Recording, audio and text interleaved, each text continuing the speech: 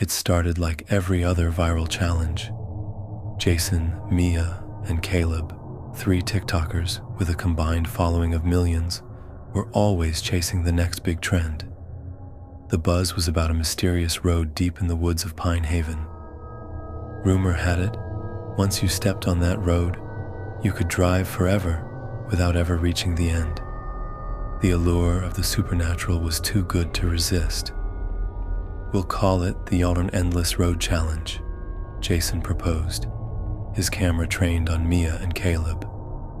First one to chicken out buys dinner for a month. With that, they piled into Jason's beat-up Jeep, the excitement palpable. They live-streamed their journey, chatting animatedly with their followers as they approached the road. Mia's blue hair glowed in the dim dashboard light as she read creepy urban legends from her phone. Caleb, ever the skeptic, laughed. "It's just a dirt road, guys. Relax." But as they turned onto the infamous path, the car's radio crackled to static, and the temperature dropped. Jason was the leader of their trio, always chasing the thrill of virality. His channel, once a small gaming account, had skyrocketed thanks to daring stunts and urban legend explorations. His parents disapproved of his online obsession, pushing him toward college, but Jason couldn't resist the pull of the digital spotlight. This road was his ticket to cementing his legacy. Mia was the artist of the group, her blue hair a symbol of rebellion against her conservative upbringing. She used TikTok as an escape, sharing her sketches and makeup tutorials. Her love for urban legends stemmed from nights spent reading horror novels by flashlight, a habit that often got her grounded as a kid. She believed the road held secrets she could translate into her art. Caleb was the skeptic, a self-proclaimed realist who tagged along mostly for laughs. His parents were academics, and he was expected to follow in their footsteps. While he mocked Jason and Mia's superstitions, part of him yearned for proof of something beyond the ordinary, a break from the predictable life laid out for him. The first few miles were uneventful. Jason kept the camera rolling, narrating their every move. "All right, guys, we're officially on the endless road.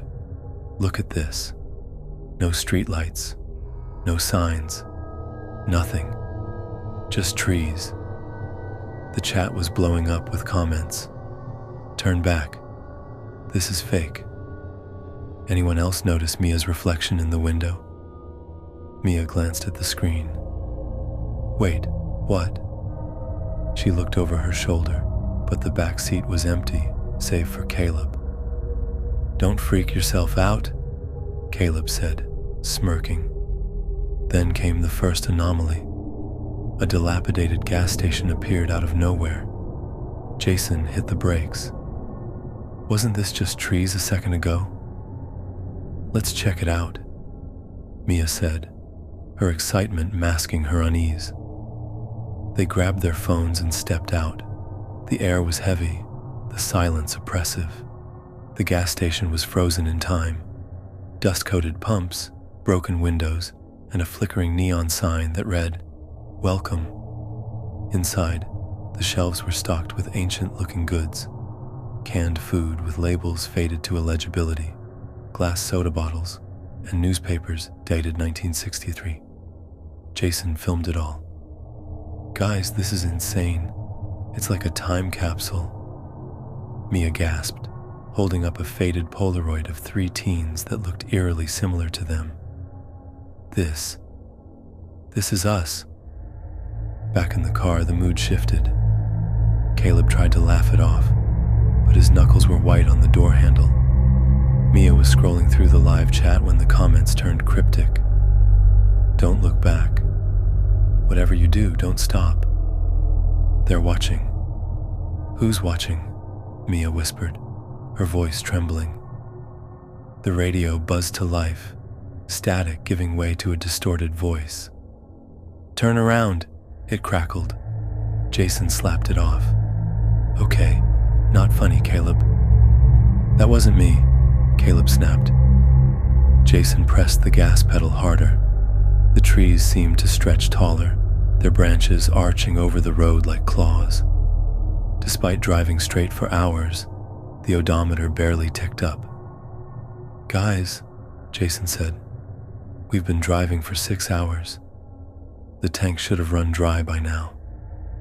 "It's the endless road," Mia whispered, staring out the window. Her reflection didn't move with her. Jason tightened his grip on the wheel. "We need to find a way off this thing." Their surroundings grew stranger. They passed the same gas station 3 times, each time more decrepit. The neon sign now read, "No escape." Then came the figures. At first, they were shadowy silhouettes on the road ahead. Jason swerved to avoid them, but the shadows reappeared closer each time. "Stop the car!" Mia screamed. Jason pulled over, the Jeep skidding to a halt. The figures surrounded them, their forms more defined now. Pale faces, hollow eyes, and mouths stretched into silent screams. They pressed their hands against the windows, leaving bloody smears. Jason hit the gas, but the Jeep wouldn't move. Caleb grabbed a flashlight and swung open the door. "I'm ending this." "Caleb, no!" Mia shouted, but he was already outside. The light illuminated a road that seemed to ripple like water. Caleb screamed as he sank into it, his body swallowed whole. The Jeep's doors locked on their own. Mia and Jason were trapped. The live chat continued, but now it was filled with bizarre messages. "Welcome home. You belong here. One of us." The radio came back on, playing an old-timey tune. Mia's phone screen flickered, displaying the Polaroid they'd found earlier. Caleb was gone, replaced by a shadowy figure. "Jason," Mia whispered, "this road doesn't let you leave." Jason's hands shook as he clutched the wheel. "Then we'll make it let us." He threw the car into reverse, the engine screaming as the Jeep sped backward. The figures chased them, their screeches deafening. Finally, they burst through the trees, back onto the highway. The Jeep spun to a stop. Jason and Mia sat in stunned silence, the sun rising on the horizon. But something was wrong. Their phones wouldn't turn on, and the Jeep's clock read 12:01 a.m. The road behind them was gone, replaced by an open field. Mia checked her reflection in the rearview mirror. Her face wasn't hers anymore. Jason reached for the camera. The live stream was still running, but the chat had stopped. Instead, the screen displayed one final message. "Welcome to forever." Days passed, or perhaps it was hours. Time didn't seem to exist anymore. Jason and Mia roamed the fields, trying to make sense of their surroundings. The sun never moved, suspended in a dull, eerie haze. Their stomachs ached from hunger, but the thought of eating felt distant and unnecessary. "This isn't real," Jason muttered, pacing in circles. "It's like some kind of simulation. What if it is real?" Mia's voice cracked. "What if this is it?" Their only tether to the world was the Jeep, which now seemed like a relic from a life they barely remembered.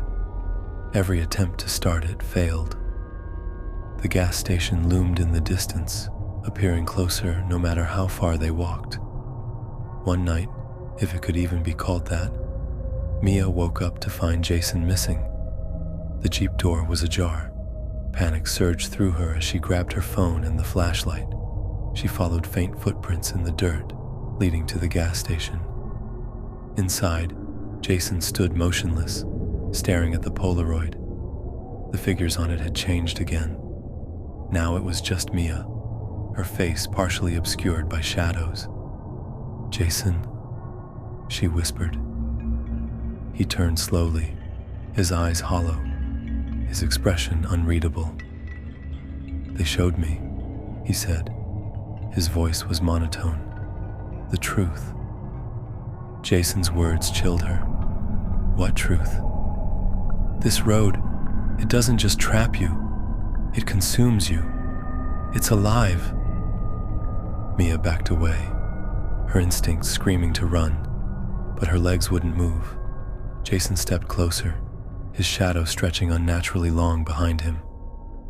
You have to let it take you, he said. It's the only way. No! Mia screamed, bolting toward the Jeep. She slammed the door shut and locked it, her heart pounding. Jason didn't follow.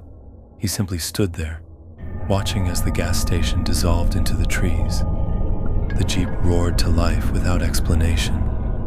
Mia didn't question it. She floored the gas pedal, tearing through the field. The road appeared before her, guiding her back into its clutches. The figures reappeared, chasing her relentlessly. The radio blasted static, interspersed with Jason's voice. You can't run, Mia. She screamed, tears blurring her vision. The road stretched endlessly ahead, the horizon warped and surreal. The Jeep's speedometer climbed higher and higher, yet she felt no closer to escape. Finally, the car skidded to a halt, throwing her forward. She stumbled out, collapsing onto the ground. When she looked up, she was back at the gas station. This time, her own reflection greeted her from the neon sign, its glowing letters now spelling, "Forever You."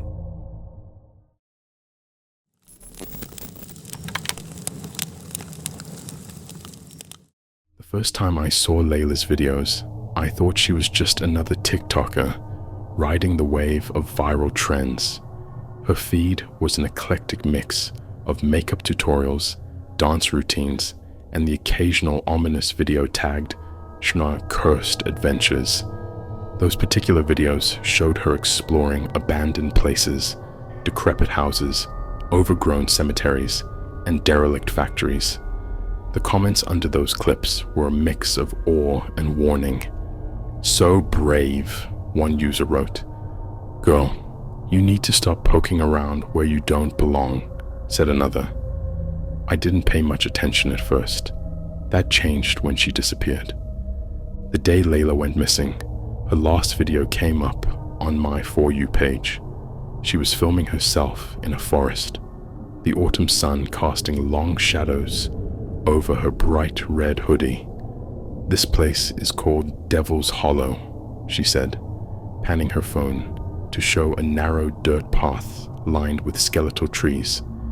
Legend says a witch was burned here hundreds of years ago, and her spirit still haunts the woods. People say if you walk down this path at dusk, you'll hear whispers. She leaned closer to the camera and whispered, "Let's find out." The video ended abruptly as she turned down the path. It had over 1 million views by the time I saw it, with comments ranging from "OMG, don't do it," to "She's so fake." Something about it stuck with me though. The way she hesitated before stepping onto the path, the way the wind picked up, rustling the leaves, almost like a warning. I told myself it was just good editing. Then her account went silent. At first, her followers thought it was a stunt. Layla was known for her dramatic flair, and disappearing after a creepy video seemed like the perfect way to drum up suspense. But days turned into weeks, and still, nothing. No updates, no sightings. Her family filed a missing persons report, and the police conducted a search of the woods, but found no trace of her. That should have been the end of it, but I couldn't stop thinking about her. I didn't know Layla personally, but her videos had this way of making you feel like you did. She talked to the camera like it was her best friend, sharing secrets and fears between makeup tips and dance routines. It felt wrong to just let her fade away. So, one chilly November afternoon, I decided to go to Devil's Hollow myself. The forest was eerily quiet when I arrived. The dirt path from Layla's video stretched before me, lined with gnarled trees whose bare branches reached out like skeletal hands. I hesitated at the edge, suddenly feeling foolish. What did I think I was going to find? But the thought of Layla's last video nagged at me, and I took a deep breath and stepped onto the path. The first thing I noticed was how cold it was, colder than it should have been for late autumn. My breath puffed out in visible clouds, and I pulled my jacket tighter around me. The second thing was the silence. No birds, no rustling leaves, not even the distant hum of traffic, just the crunch of my boots on the dirt path. I followed the trail, keeping my phone in my hand, recording everything. The farther I went, the darker it seemed to get, even though the sun was still high in the sky. Shadows stretched longer, deeper, until it felt like the trees were closing in around me. I started to hear things, faint whispers that seemed to come from just beyond the next bend. At first, I thought it was the wind, but the whispers grew louder, more distinct. They sounded like voices, overlapping and incoherent. "Layla," I called out, my voice shaking. The whispers stopped. The sudden silence was even more unsettling. I took another step forward, and that's when I saw it. A red hoodie snagged on a thorn bush. My heart raced as I reached out to touch it.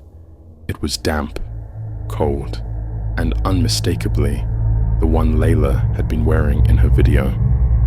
"Oh my God," I whispered, pulling out my phone to film it. As I recorded, the whispers started again, louder this time. They were coming from deeper in the woods, off the main path. Against my better judgment, I followed them. The underbrush was thick, branches snagging my clothes and scratching my hands, but I pushed on. The whispers grew louder, clearer, until I could almost make out words. They seemed to be calling my name. "No," I told myself. "It's just your imagination." But then how did they know my name? I stumbled into a clearing and froze. In the center was a circle of stones, blackened as if by fire. Around the circle were symbols carved into the ground, symbols I didn't recognize, but that filled me with an overwhelming sense of dread. And there, lying in the center of the circle, was Layla's phone. It was still recording. My hands trembled as I picked it up and looked at the screen. The video was dark, but I could hear her breathing, ragged and panicked. Then came her voice, barely above a whisper. "If you're watching this, please, get out. Don't come looking for me. It's not worth it." Her words were cut off by a blood-curdling scream, and the video ended. My stomach churned as I stared at the phone, the whispers around me growing louder, more insistent. I turned to run, but the forest had changed. The path I'd come from was gone, replaced by an endless maze of trees. Panic set in as I stumbled through the woods, the whispers following me, growing louder and more chaotic. They weren't just voices anymore. They were screams, laughter, cries. I tripped over a root and fell hard, the impact knocking the air from my lungs. When I looked up, I wasn't alone. A figure stood at the edge of the clearing, shrouded in shadow. It was tall, its limbs too long, its movements unnatural. It tilted its head as if studying me, and I felt an overwhelming sense of malice. Clutching Layla's phone, I scrambled to my feet and ran. I don't know how long I ran. Time seemed to lose all meaning in the twisted, unending forest. Eventually, I burst through the tree line and onto a quiet country road. I collapsed to my knees, gasping for air, and when I looked back, the forest was just a forest. No whispers, no shadowy figure, just trees. I called the police and handed over Layla's phone, but they didn't seem to take me seriously. They chalked it up to an overactive imagination and refused to reopen the case. Layla's account was eventually deleted, and her disappearance became just another unsolved mystery. But I can't forget what I saw. Sometimes, late at night, I hear the whispers again. They call my name, urging me to return to the woods. I've tried to ignore them, but they're getting louder.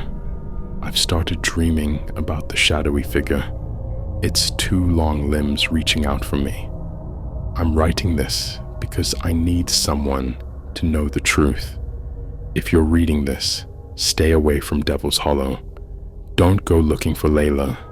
And if you see her videos pop up on your feed, do yourself a favor, scroll past. Because once you hear the whispers, they never stop.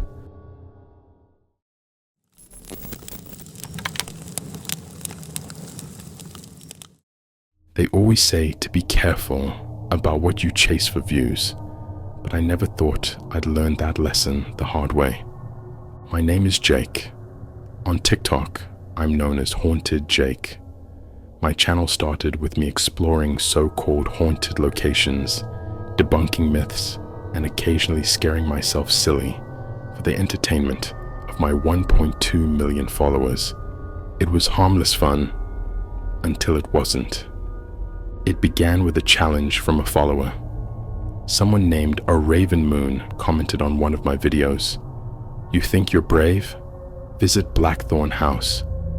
I'd never heard of the place, so I looked it up. The stories were enough to make even me hesitate. Blackthorn House was an old, crumbling Victorian mansion on the edge of town, abandoned for decades. Rumor had it that the last owner, Eleanor Blackthorn, was a recluse who went insane and died under mysterious circumstances. Some said she performed rituals. Others claimed she'd made a deal with something not human. The dare nagged at me for days. The comments section was relentless. "Are you scared, Jake? Finally found a place too much for him, huh?" My ego wouldn't let it go.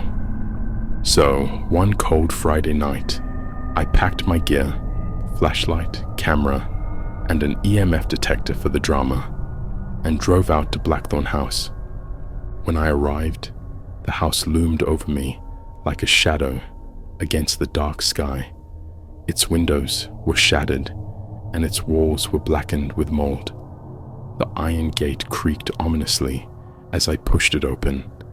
My phone's camera was already rolling, capturing every step as I approached the front door. "All right, guys," I said, forcing a grin. "Here it is, Blackthorn House. Let's see if it's as creepy as everyone says." The door was unlocked, swinging open with an unsettling groan. The air inside was thick and damp, carrying the faint scent of rot. My flashlight beam cut through the darkness, revealing peeling wallpaper and warped floorboards. Graffiti covered the walls, and broken furniture was scattered across the rooms. The place was a disaster, but it felt wrong, like the house was alive and watching me. I started exploring, narrating everything for the stream. "This is the living room," I said, panning the camera over a toppled sofa. "And this, I think, was the dining room." My voice echoed in the empty space, but something else echoed with it. A faint whisper, just on the edge of hearing. I froze.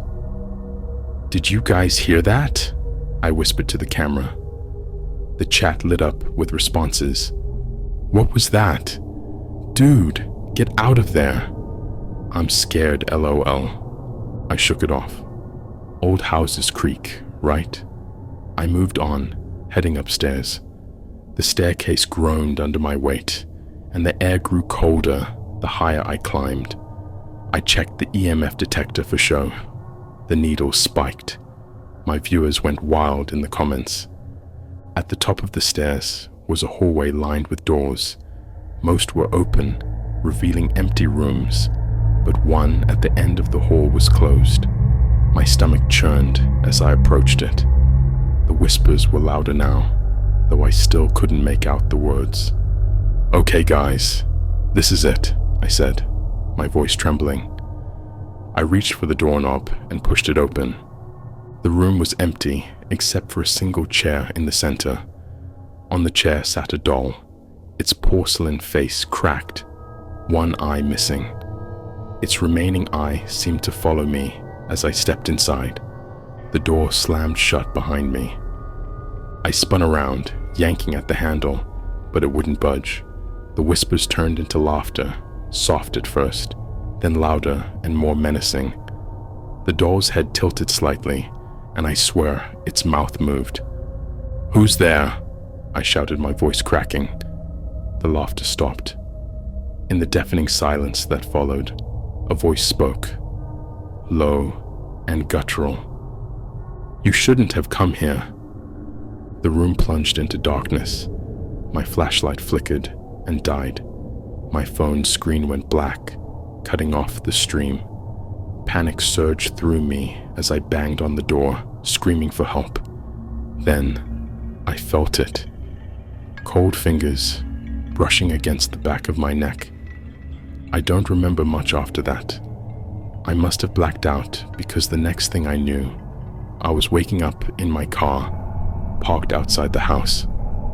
The sun was rising, casting the mansion in an eerie orange glow. My phone was on the passenger seat, still recording. When I checked the footage, my heart stopped. The video was corrupted, filled with static and strange distortions, but there were glimpses. A shadowy figure in the corner of the room, the doll's head turning to face me, and my own terrified face as I screamed into the darkness. I uploaded the video anyway, titling it, "I Survived Blackthorn House." It went viral almost instantly, racking up millions of views. But something was off. People started pointing out things I hadn't noticed. Shapes moving in the background, faint faces in the static, and a voice whispering my name. I haven't been the same since that night. I can't sleep. The whispers follow me everywhere, growing louder with each passing day. Sometimes I see the doll in the corner of my room, watching me with its cracked face. And last night, I found something on my phone, a new video, one I didn't record. It's me, sitting in that room, the doll on my lap, laughing as the shadows close in. I'm writing this as a warning. Don't go to Blackthorn House. Don't chase the views. Some things aren't meant to be found. And if you hear the whispers, it's already too late.